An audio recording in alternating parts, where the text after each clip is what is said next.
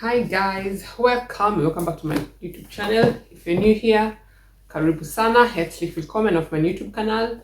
And if you're a returning subscriber, thank you so much for your support. Today I'll be talking about visa requirements for Familienangehörigkeit, for family reunion.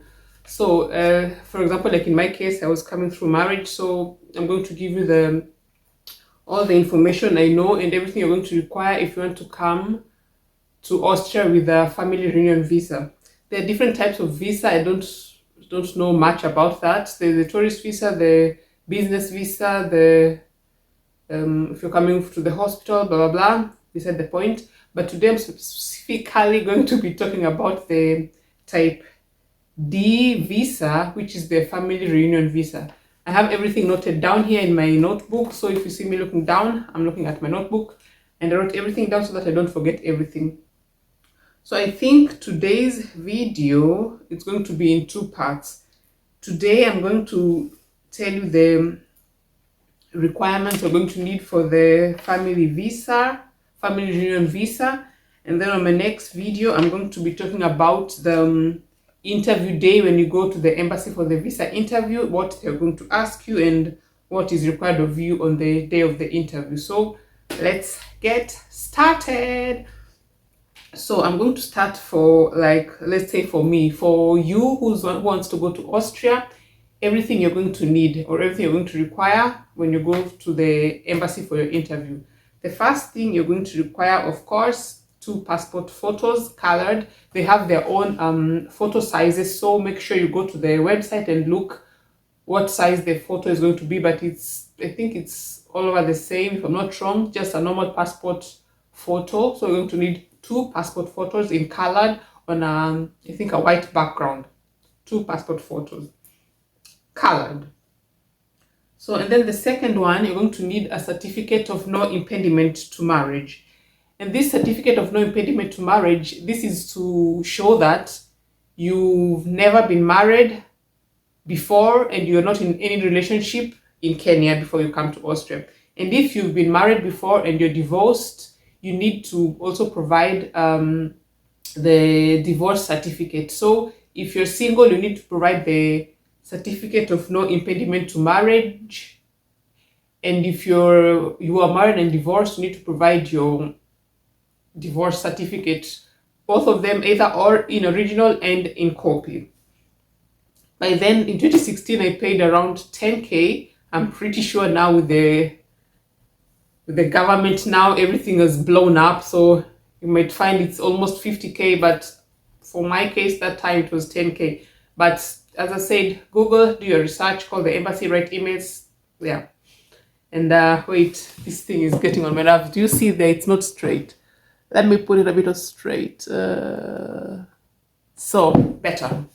So the next thing, you require at least A1 German certificate. And this has to be from the Goethe Institute. It has to be from Goethe Institute.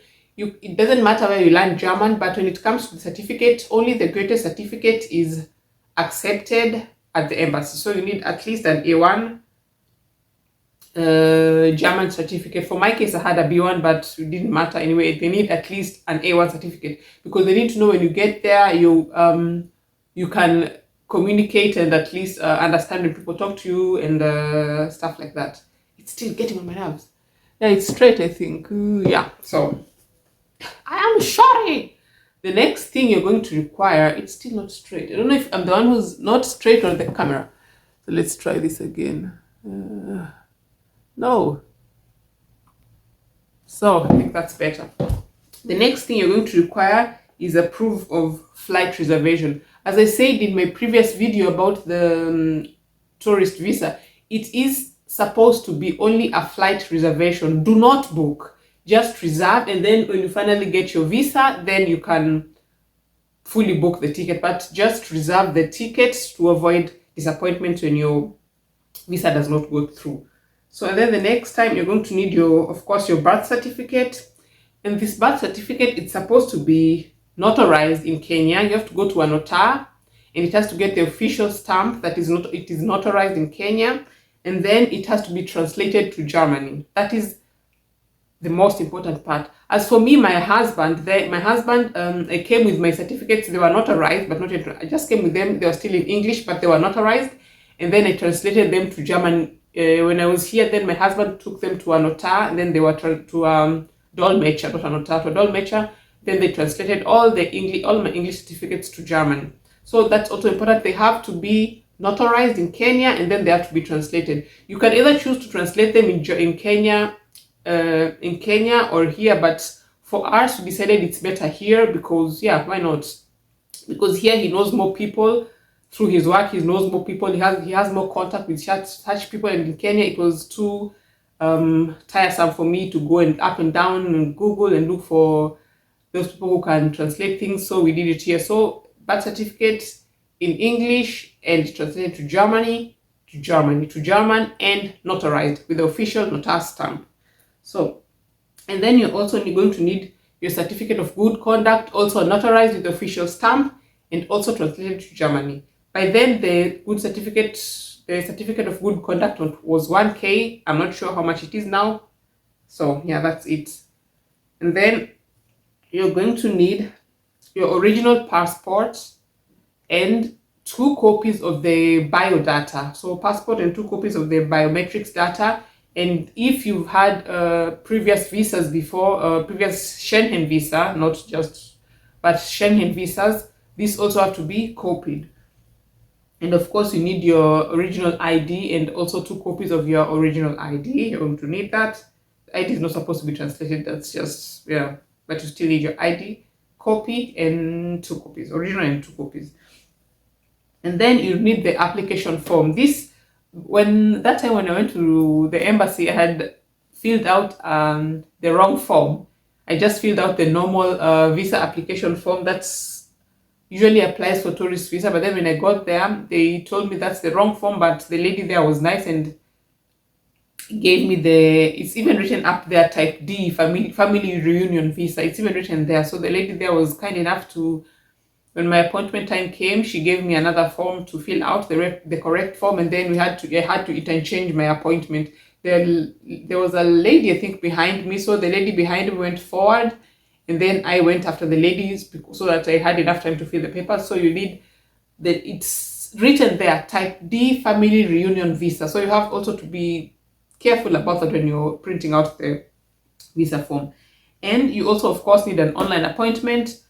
And for the embassy, as I said in my tourist visa vlog, for the embassy, you have to have an appointment. You can't just go there willy-nilly and expect to go in, because at the gate, they ask, if you have an appointment, you say yes. Then they ask for your ID and check on the record. If you don't have an appointment, you're sent back.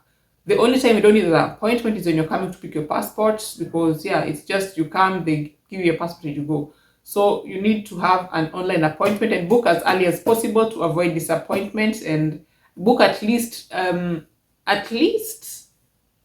to be on the safe side, at least a month before your intended date of travel. So yeah, you can book at also before 2 weeks, but I would say at least a month before, so that you have enough time between there to prepare your stuff. And yeah, and then the visa fee, you also need it. By then it was about, yeah, like I said, 60 euros, but now I'm very sure it's increased or decreased depending on the exchange rate for the Kenyan shilling to euros, or rather the Kenyan shilling to euros. So depending on the exchange rate, I'd say it's about 60 euro. And then without this, you can forget also, you need a proof of the wedding date. So at the embassy, your spouse, of course, here in Austria, has to go to the Gemeinde. How is the Gemeinde? Not City Hall. Is it City Hall? Yeah, I think Gemeinde is the City Hall. I don't know. Yeah, he has to. Yeah, Gemeinde is City Hall, if I'm not wrong. I hope so, I'm not wrong. You have to go to the Gemeinde. You have to tell the exact date you want to be married. Let's say you want to get married on the 10th of November or the 15th of December. You have to go and give the specific date and year of the day you want to get married. Without that, they're not going to you're going to say your application is incomplete. So you have to go and get your application, your marriage date reservation cleared up by the Gemeinde, because they also have to see what dates they have open, and they're going to say, okay, we have, let's say, 10th of November at 9 a.m. we are free. So yeah, that also is required when you go to the embassy for your appointment. And the visa, when you get the visa, it's valid for 90 days. So if you come here and then you get married and then you don't concentrate on extending your visa, blah blah blah, it's going to expire and you have to go back to Kenya and you have to start the process again of the application form, the visa application, da da da. Excuse me. So you have to, the visa is only applied for 90 days, and it's first you get 90 days, then after you're granted the 90-day visa, when you come here and you get married, you have to go and reapply again, and then you get an application of 1 year. And then after the year, you're supposed to reapply again, and then it gets extended to 1 year. These are only for Austria. For Germany and any other country, I don't know. These are only for Austria and when you're married in Austria. So you get extended the first year, and then it gets extended again for a year. So those are a total of 2 years. And then the next time it gets extended to 3 years. That gives it a total of 5 years. And then after that, you get extended for a total of a period of 5 years. And generally you have 10 years. So it's extended for, yeah, that way. And then after these 10 years, then you get unbefristet. Es ist unbefristet. Unbefristet means it doesn't have a limit. So you get your unbefristet Aufenthaltstitel. It doesn't have a limit, so you don't need to keep on now reapplying. So, but this unbefristet, you get it only after 10 years. After you've stayed in Austria for a total of 10 years through marriage. I'm talking through marriage. By the other things, through work, through studies, that I don't know. This specifically I'm talking about is through marriage. So after 10 years, then you get the unbefristete Aufenthaltstitel, and then after that, then you can decide if you want to get the Austrian citizenship or not. So yeah, that's your choice. For me now, I'm on my, I think, my 7th year mark. I'm on my 7th year. Then after 3 years, then I get the unbefristet, which is, as I said before, it has no limit, it doesn't expire. And then after the 3 years, then I can decide if I want to have the Austrian citizenship or if I want to retain my Kenyan citizenship. The downside is that unfortunately in Austria they don't allow dual citizenship. That is what I hoped for. I hope that in Austria they allow dual citizenship so that I could keep my Kenyan citizenship and also have the Austrian citizenship. But unfortunately, they don't allow dual citizenship in Austria. So after the 3 years, I don't know what I'm going to do. So let's see what the future holds. So those are all the requirements that you need from for you per se. For you personally, those are all the things that you needed, or rather that you're going to need when you go to the embassy for your family reunion visa. And now these are the requirements that you're going to need from your partner. Your partner also has, of course, to send you his documents from his side so that you can go with them to the embassy. But in, excuse me, in this case, they're not going to require the originals because, of course, your spouse needs his papers here in Austria, so they're not going to ask you to get the original copies of your spouse. So all these, what I'm reading here for your spouse, they are only going to be in copy form because, yeah, you can't take all the documents from your spouse and then how is he supposed to survive here or rather to go about here in this business? My voice is getting rusty. So, of course, as usual, you're going to need passport copy of your spouse. Your spouse. Is he your spouse yet? Whatever. You're going to need a passport copy of your partner. That's better. A passport two passport two passport copies. Yeah, coffee. I'm not a coffee person, but yeah, maybe I'm going to drink coffee. 2 passport photos of your 2 copies of your partner's passport photo. Again, rewind. 2 passport copies from a spouse's passport. Yeah, you're going to need 2 copies of that. And then, like the previous vlog from the tourist visa, you're going to to need your spouse's tax papers, your partner's spouse, your whatever. You're going to need the tax papers from your partner. This is to show that your partner pays his taxes and he's never been behind on paying taxes. Auf Deutsch heißt es KSV-Ausdruck, and that your partner has to apply for it online, and then he gets it sent through his email. Then he has to print it out and send them to you. So that is also a requirement, the KSV-Ausdruck. And then you're going to need your partner's Meldezettel. Meldezettel is a form of ID here, because here they don't have IDs. Their only form of identification is their passport or their driver's license. So they don't have IDs like in Kenya. Like you have to show your ID everywhere. Here, I think the Meldezettel is